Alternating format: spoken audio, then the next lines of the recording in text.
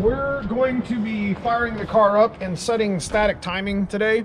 We're actually going to make our first initial like real road trip on it, but I got to make sure that the timing's correct. If the timing's not right, well, you could burn your motor down.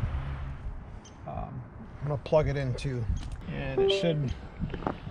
This is the new bass and boost timing. Link it. All right, we should be good to go here. And I'll check that real quick with the timing light set up. I've already made a mark. We're setting our timing to 15 degrees, and that's what we're going to set over on the ECU as well.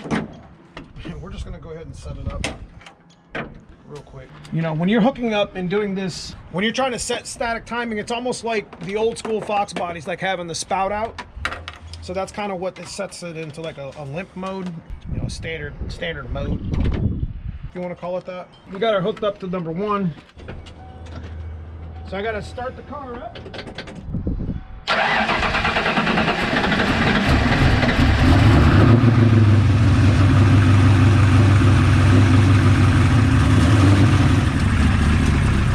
Sounds like it needs more fuel. It's definitely cold. Maybe I got too much fuel in it. Shit, I don't know. So at this point, we were verifying static timing with our timing light on the balancer and moving the distributor appropriately if needed. We noticed when we would rev the motor up to verify the number was 15, the balancer would actually drift a couple degrees. So we learned about the inductive delay of the Holley system. We ended up settling at 100 on the inductive delay, and when we would rev it up, it would stay at 15 degrees. Having the correct timing on a Holley system, super important. This is one of the things that I was told I really needed to pay attention. All right, it seems to be holding right at 15. Being new to the Holley system, one thing I got to do is start making base fuel corrections. So we're going to take the car for a ride today, see what we're looking at with the learn table and the base fuel map, and start adjusting it from there. Plus, we want to put some heat into the engine, see how the car runs at operating temperature, and get some data on the car.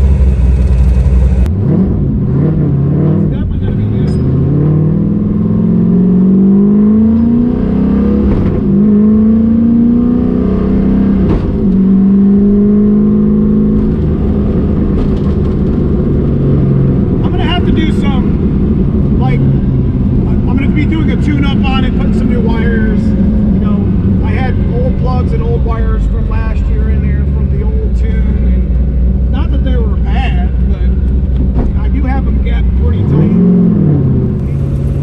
And I just basically, this whole video is just me kind of getting used to the Holley and the street tuning and taking it for a ride to see. I did see it go rich real quick, but not perfect until we get to the dyno. So when we get back to the shop, we'll talk real quick.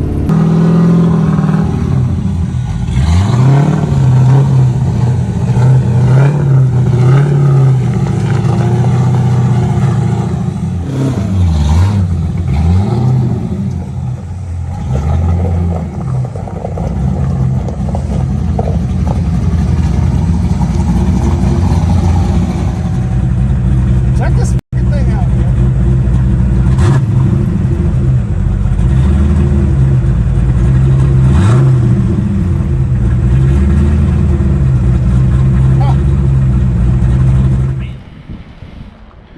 That's pretty good. Not too bad for our first drive, first shakedown. Car kind of runs a little bit funny still, but like I said, we got a couple things we want to do as far as like spark plug wires, do a little bit of a tune-up it probably needs anyways.